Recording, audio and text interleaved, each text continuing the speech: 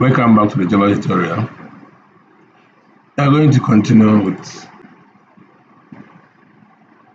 our tutorial looking at assignment and type casting. So as usual, go to start new project. Any name is okay.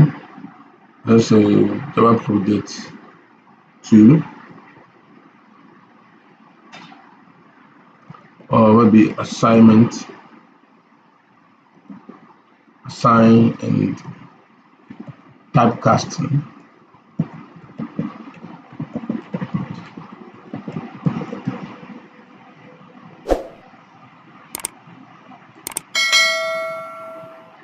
So, like as usual, always remove everything in this main class.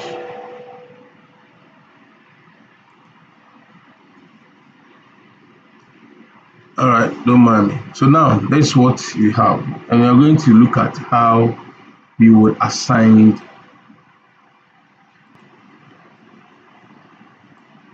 variables or data to what variables. Let for instance, let's define some few variables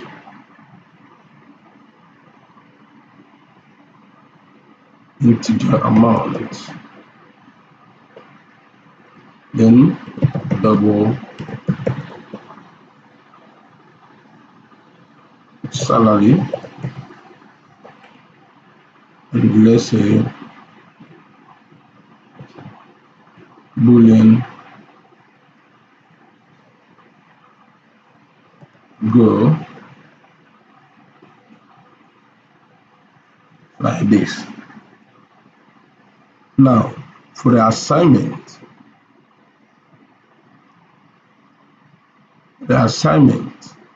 we can say that amount is equal to, let's say, 2,000. Salary is equal to, let's say, 47.08, and go is equal to true. This is how you assign data to variables in Java. This is how you assign data to variables in Java.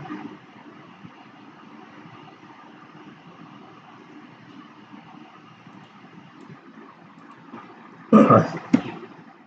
So basically, this does nothing in that you are only assigning what data to your variable defined what variables.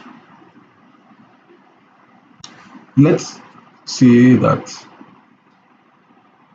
integer x, y, z,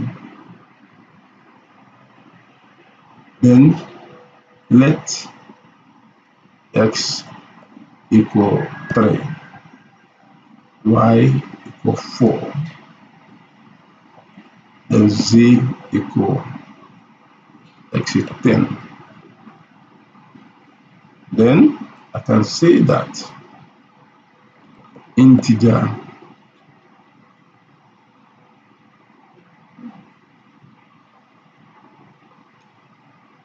answer, then answer is going to give us x plus y. Then as the system dot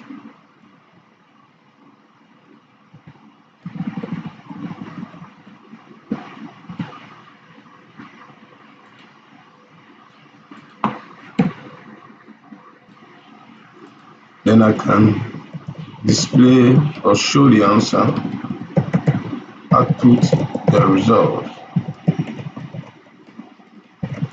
the above calculations.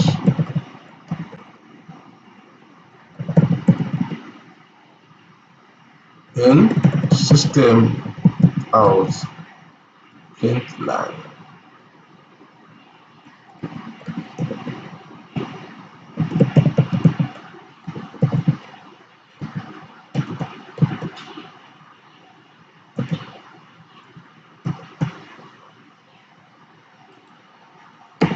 So when I run this code,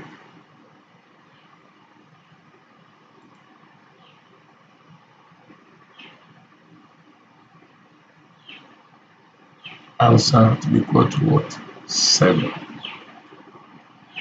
Then we can also say that answer is equal to x times y.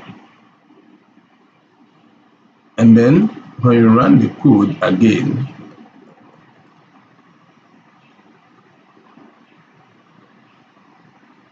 you have answer to be equal to 12. So in so doing, we are only assigning what?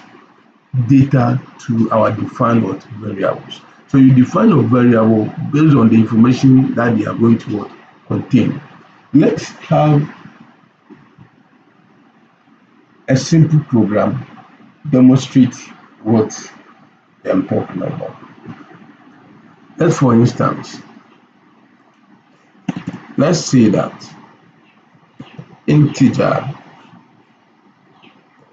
quotient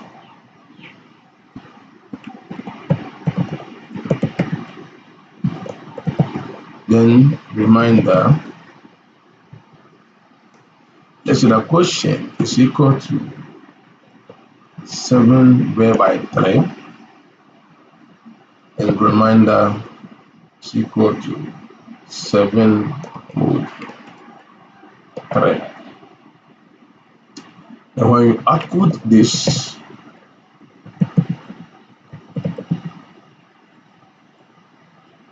quotient,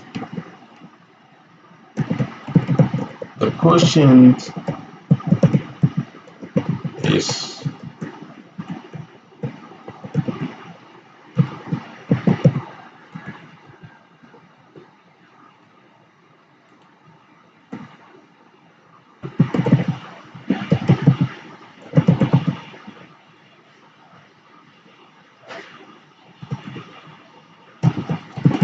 the reminder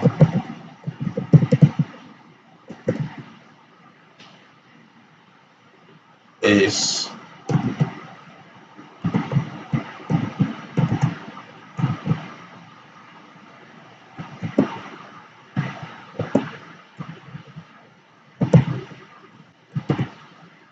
let's print this on a new line. When I save it, when I save it and run it, the quotient is 2, the remainder is what? 1. The quotient is 2, then the remainder is what? 1. Okay, so this actually evaluate this expression and assigned the remaining answer to this particular variable. The same thing, the remainder, this expression is evaluated and then assigned to what? Remainder. There is another assignment type that we have not looked at, and that's what we call strings. But before you look at strings, let us look at type casting. Type casting simply means converting one type of variable into the other. Converting one type of variable into the other. So let's say that, let's assume that we have a double, or let's, for instance, the integer answer that we have over here. We can convert the answer into what? A double what type of variable. So we can say that double my answer is equal to, then I'll typecast double here, then I'll bring what? Answer at this end. So once I'm done with that, then I can go to system and print it out and see what the result is. My answer. When When it does that, you save and run it. Let's see now. The answer is what? 12. My answer is what? 12.0. Meanwhile, my answer is what? 12. So I have typecasted the integer 12 into what? Double, which is what? 12.0. Let's also say that double my weight is equal to double my weight is equal to, let's say, 84.5. Okay. Then I can see that integer weight is equal to integer weight is equal to, okay, then I'll typecast this integer and I'll bring what? My weight. Then if I print this thing out, system.out print line weight, let's see what the results will be. 84. Okay, 84. It has converted this double variable into what? An integer what? Variable. This is all you call what? Type casting. So in Java, type casting is actually a way of trying to what? Convert one data type into what? The other. Now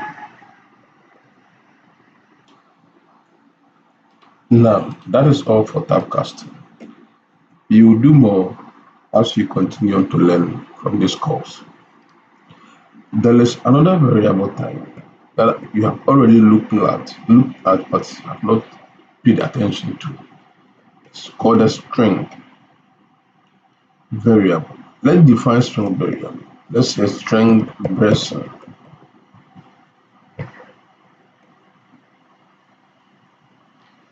Then we can assign blessing a variable to what?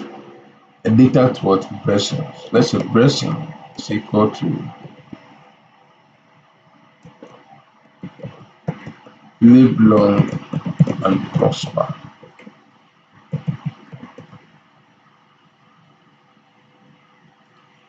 We can print blessing and see what the output will look like. As usual, you call our system.out, print on new line, then you bring what? Blessing. Let's compare this. You see, blessing output as live long and what? Prosper. Live long and prosper.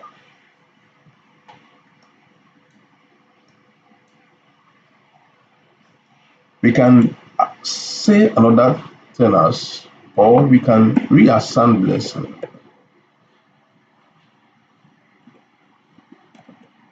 May God be with you. Then when you output blessing, now blessing will output may God be with you. Okay. May God be with you. Even though blessing was assigned at live long and prosper, because we reassign it with a different data or value, we're going to have the new what value assigned to that. We can also say that string motto is equal to, you can define and assign it on the fly. We aim to please. And then we can combine this as follows. Then leave a space, then bring what? Mode. When you print them out, look at how the whole thing will look like. May God be with you. we aim to praise. May God be with you, we aim to praise. Okay, so this is how you can also print the same variables within a single print statement.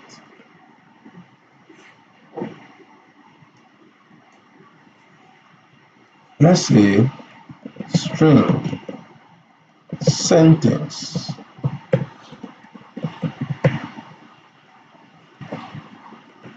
Then we can say that string noun equal strings. Then you can say that sentence is equal to noun plus aku. Then we can output this system.out print line sentence. Then let's run this and see what the output will look like. May God be with you. We aim to praise. Strings are what? Good. Strings are what? Good. What we just did is what we call concatenation of what? String. Just join two strings to what? Together. Then join two strings together. And this will come in handy as you proceed with your journey into Java programming. Now, we are going to look at another data type called constant. How you defined named constant. So what you do, let's say you want a constant to be of the form integer. Then you said integer. Then a constant, for clarity and for you to be able to remind yourself that this should be always be a constant value. I tend to define my constant in capital letters, as I have done over here. So let me bring in a comment. Let me comment this as a naming of constants. So I can have integer branch and as count equal to 10. And this variable will always be 10 in the definition of my program. And I can say that integer window underscore count is equal to 10. And I can also say that integer principal is equal to, let's say, 2000. All these three definitions are what? Constant. I can also say that double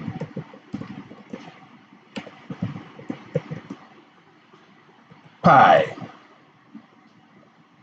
is equal to 3.14. I can say that, okay, let us define another constant or the form of what? Float. It's a float diameter of pump is equal to 2.04. Yes, now this is giving us an error because for definition of float, you always have to add f. Okay, you have to bring f to indicate that that particular definition is what? Float.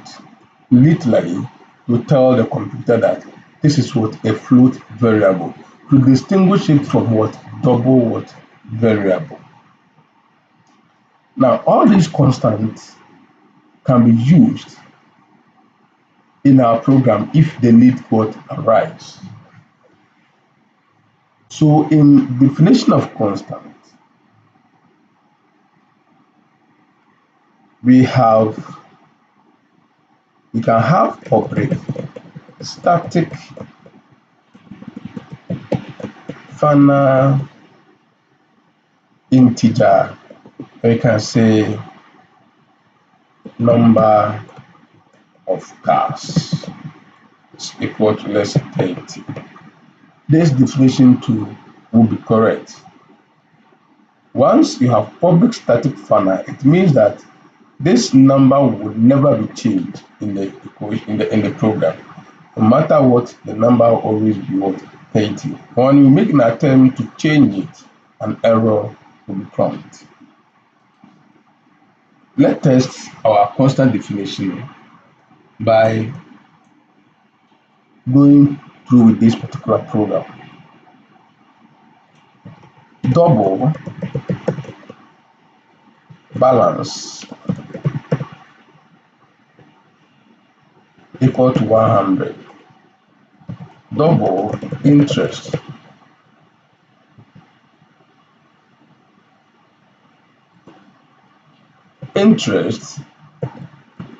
is equal to balance times underscore interest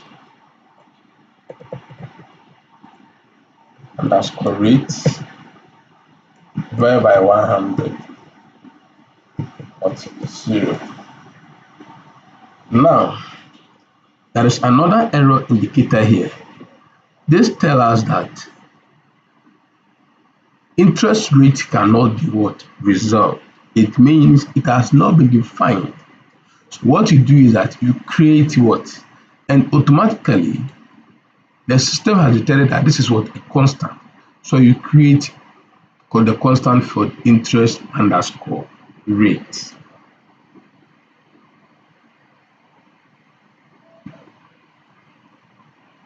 Private start final double interest underscore rate, and that rate should be any value you see fit. So in this case, I'm going to leave the interest rate to 2.5, and the error goes away. Now, private static final double interest rate is equal to 2.5, and then you come back to our code. It said interest is equal to balance times interest rate divided by 100.0. The 0.0 indicates that this is going to be a double variable. This will be a double variable. So now let's output something to the screen. Let me say that system dot out dot print line on new line have on a balance of, let's bring the dollar sign because it is the universal currency. Then you bring our balance. Let's close and print another system out. System dot out print on new line. You will, let's put it here, you will earn an interest of, let's put the dollar sign there,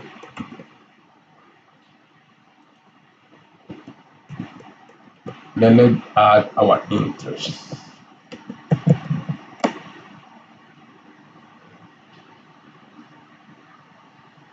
So let's run our program and see what will happen.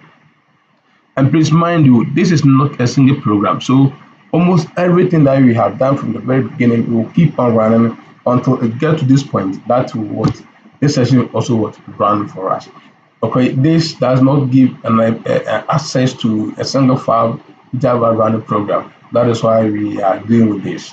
If you have the money to buy JCreator, JCreator is very good for single tutorials as it allows you to run files on a separate run programs on a separate files.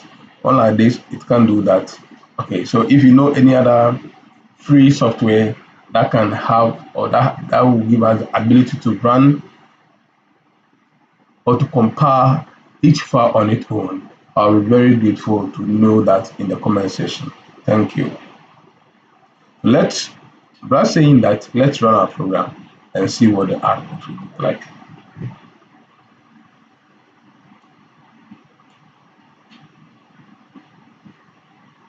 It's running. Okay, so on a balance of $100, you earn an interest of 2.5. On a balance of $100, you earn an interest of 2.5 what dollars. You earn an interest of $2.5. So this is the code has not executed. Okay, our balance is 100. Then you have our interest. Then the interest is going to be what balance times interest rate by about 100. So if you use the calculator and punch that, are you going to get the same thing? 2.5 divided by 100 times 100. Then you have what 2.5 what as what our interest, and that is what correct. So this section of the code, the code is what has been what outputted over here. On that note, thank you guys for watching. I hope you've learned a lot. Please don't forget to subscribe and then move on to the next course as we take our time to explain and teach you Java programming.